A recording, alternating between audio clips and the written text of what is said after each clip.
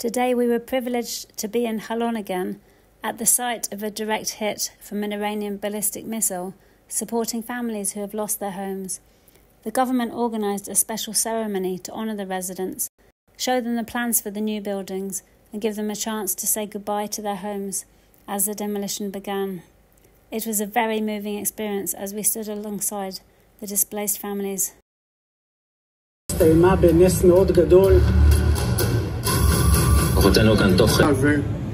בזכות אומץ הלב, התושייה והמקצועיות של צה"ל, שלנו, הצלחנו להביא לפגיעה אנושה בגרעין האיראני וביכולת ייצור הטילים ולהסיר איומי השמדה מעל תושבי מדינת ישראל.